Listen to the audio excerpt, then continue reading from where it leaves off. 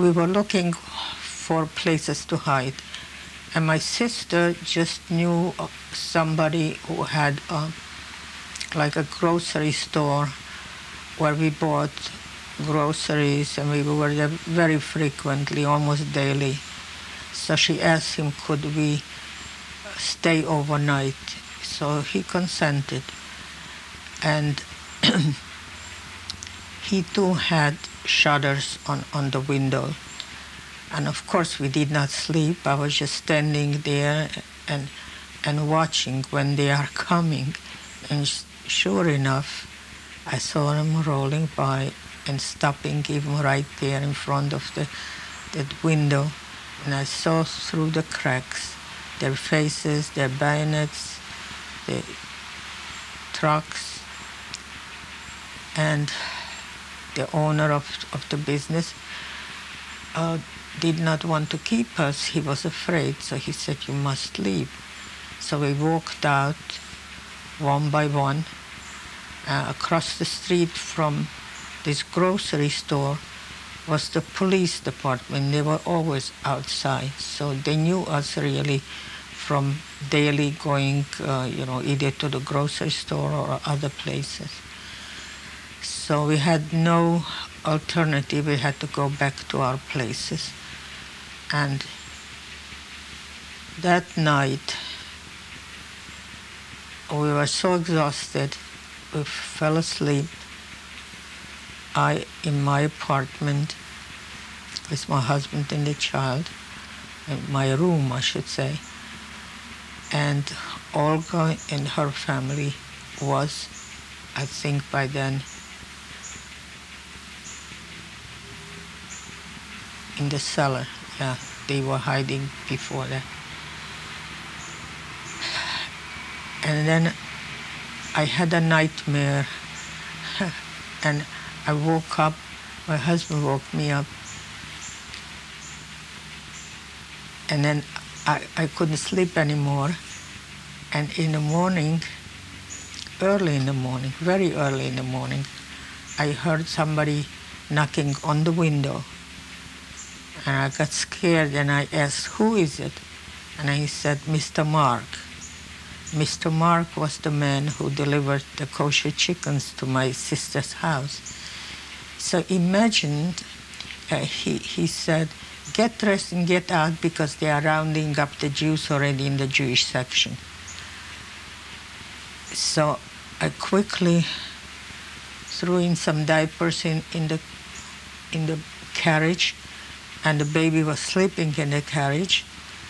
And I put on still my maternity dress because I couldn't put on anything else.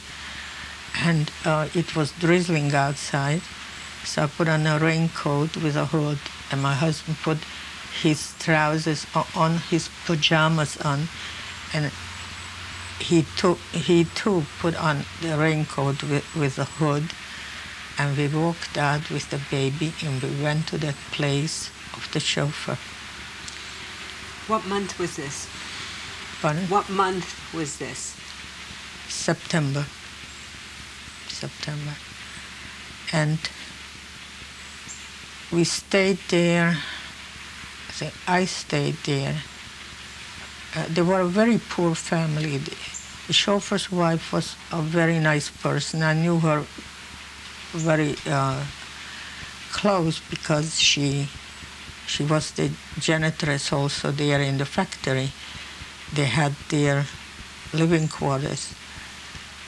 And she tried to be so nice. They did not have furniture. They had only one cot, and she gave it to me. I didn't want to take it, but she just forced it on me. And maybe a day or two, it was very hard because my brother was there in the same room, and I with my husband as the child, and we couldn't go to the bathroom. How far from your sister's house, from your house, was the chauffeur's house? It was not too far, but it was like on a hill. It was on the same street, actually, where the archbishop had his castle. And there were no Jews there. There were only Slovaks. So the chauffeur was scared. She was nicer, but he was scared. He had several children. I didn't blame him much because it's very dangerous. Children talk outside and tell friends. So he was not too happy. And I was also afraid he had a habit of drinking, that he should not divulge the secret. So maybe next day or so, the woman, his wife, came in all pale, telling us that outside are the Germans in a truck. So we just froze and we stood there. We did not move. And after a while, I thought, go again, take a look, maybe they are gone. And sure enough, they were not there anymore.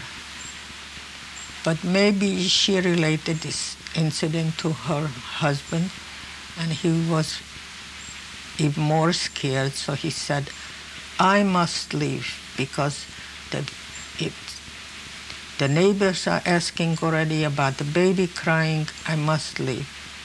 So I told him, how can I leave if the railroad tracks were bombed and how do you say? The railroad tracks were out of commission. The train could not commute. So I said, wait a few days and we'll see. Maybe it will be restored and I will be the first one to leave with the baby. So it was very hard, a few days. And then I asked the wife, I said, can you get me somebody to go with me? Because I knew the carriage, the baby, a suitcase, how will I manage, So she said yes. She had a sister, a younger sister, a teenager, and she came in, and I asked her to bring a blouse, a skirt for me, and she did, a peasant blouse and a skirt, and so we left, and in such a fashion that I walked with him arm in arm like he was my husband, and the girl in front of us with the carriage and the baby. Did you have papers when you left? Yes, I had papers. Were they false papers? False papers, of course. They were false papers, but I was not sure. Nobody was sure. If you had a false paper, you were still scared. So we went to the stations I mentioned before. It was a long, long way. And every few paces, a brown shirt, they call the SS Germans, asked for your identification papers, but they didn't come to me. I wore a Slovak blouse. They didn't look to them Jewish. And when I came to the station, I saw the neighbors, Jewish neighbors of my sister, but we all we had an agreement. We did not look at each other. We pretended not to know each other. And finally we boarded the train, and the girl sat across from me at the window, holding the baby. And Mrs. Newman, the Jewish woman with her husband, they were like a few paces away.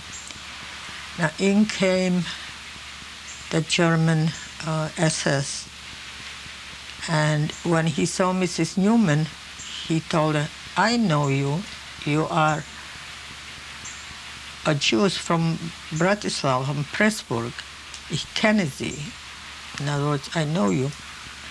So she argued with me. She said, look at my papers. She said, I may look like somebody you know, but I'm not that person. He said, I'm going to take you off at the next station. So she said, you want to spoil my night? Okay, she said. And then he held her